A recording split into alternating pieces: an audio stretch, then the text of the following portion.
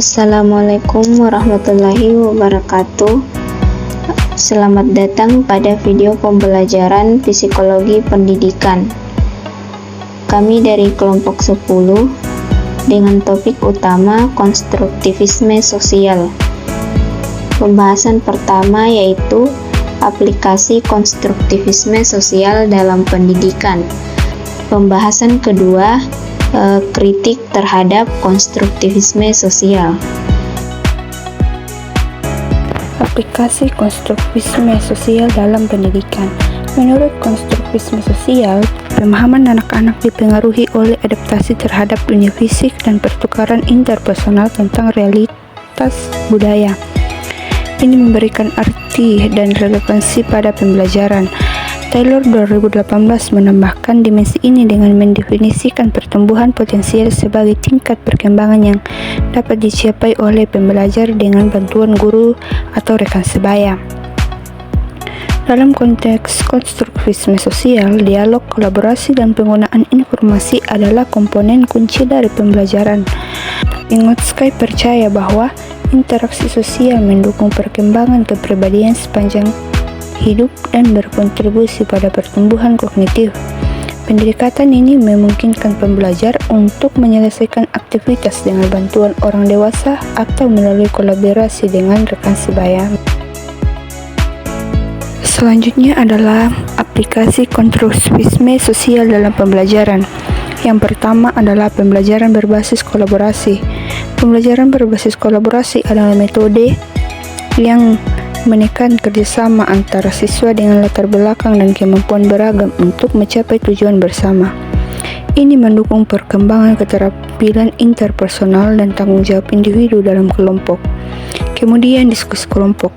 Metode diskusi kelompok dipilih karena metode ini mendorong pembelajar aktif pada siswa dengan membangun diskusi pada kelompok-kelompok kecil untuk mengembangkan pengetahuan, keterampilan, dan profesional siswa.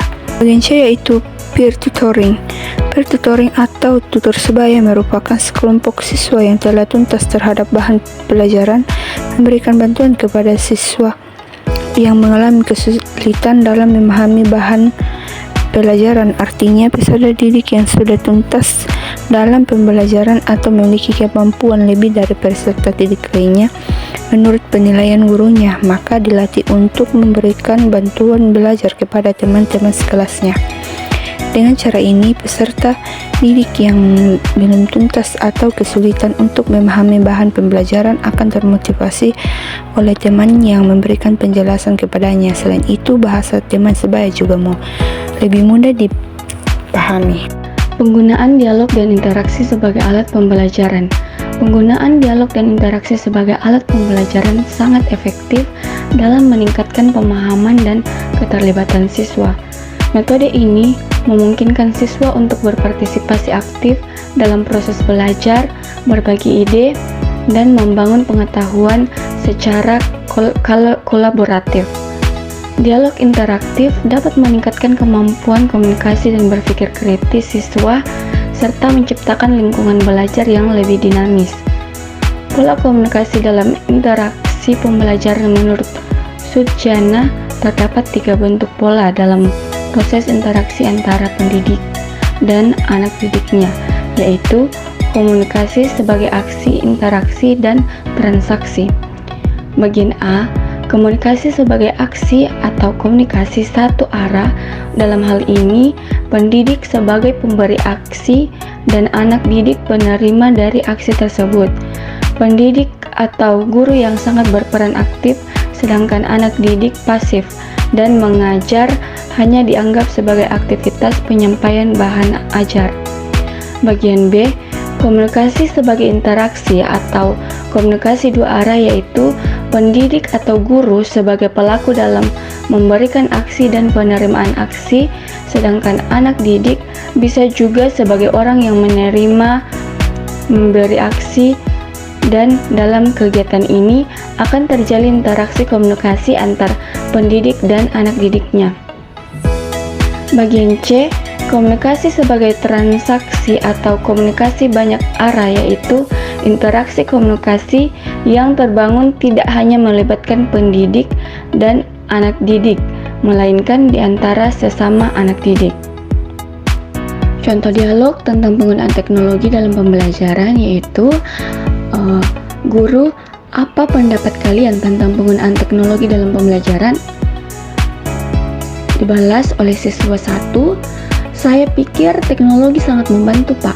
Kita bisa mencari informasi dengan cepat dan belajar dengan cara yang lebih menarik. Dibalas oleh guru lagi, benar, teknologi memang bisa membuat pembelajaran lebih interaktif dan menyenangkan. Namun, kita juga harus bijak dalam menggunakan. Bagaimana menurut kalian? Dijawab oleh siswa 2, saya setuju, Pak. Kita harus menggunakan teknologi untuk hal-hal yang positif dan tidak menyalahgunakannya. Guru, bagus. Mari kita gunakan teknologi dan dengan bijak untuk mendukung proses belajar kita. Pengembangan lingkungan belajar yang inklusif dan mendorong partisipasi aktif. Lingkungan belajar inklusif, lingkungan yang cocok untuk pembelajaran inklusif adalah lingkungan belajar yang diciptakan dari perspektif CRC dalam pembelajaran.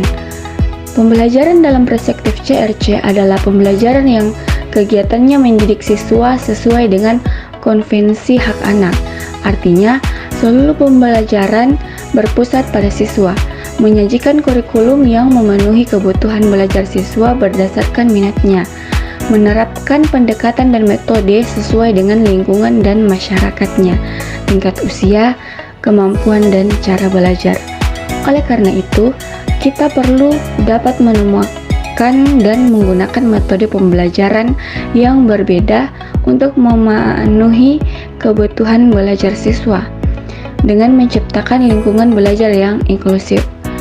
Semua anak dapat mempelajari secara memahami bahwa pendekatan belajar yang baik adalah dengan belajar sambil melakukan.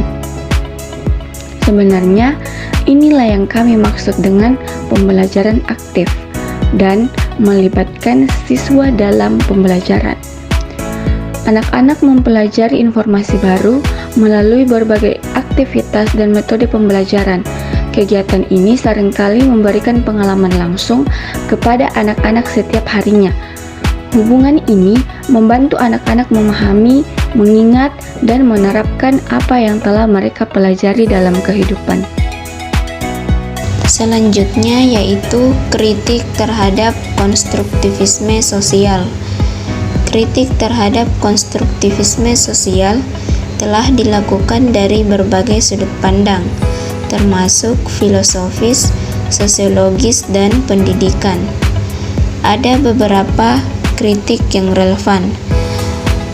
Yang pertama, kritik dari Derrida.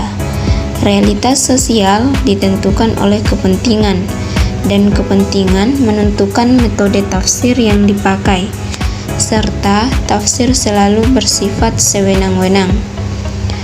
Kedua, kritik dari Habermas. Terdapat strategi hubungan antara manusia dan pengetahuan dengan kepentingan. Ketiga, kritik dari Gramsci. Hegemoni, yaitu dominasi negara melalui birokrasi, administrasi, dan militer dalam memaksa kesadaran individu untuk menerima wacana publik. Penerimaan wacana publik oleh masyarakat sebagai akibat dari hegemoni itu oleh Marcuse distilahkan dengan disublimasi represif. Kritik yang keempat yaitu kritik terhadap universalisme.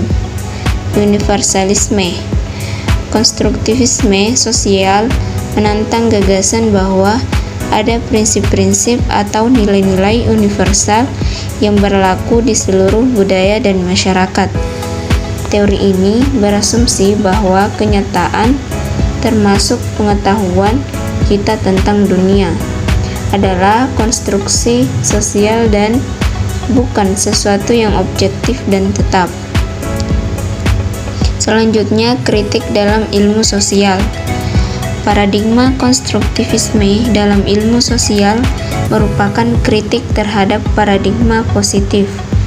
Menurut paradigma konstruktivisme, Realitas sosial yang diamati tidaklah objektif dan tetap, melainkan dipengaruhi oleh konteks sosial dan budaya.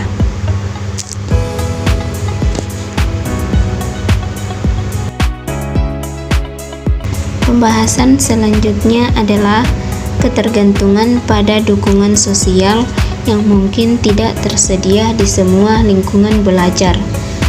Ketergantungan pada dukungan sosial dalam lingkungan belajar dapat mempengaruhi kesejahteraan psikologis individu.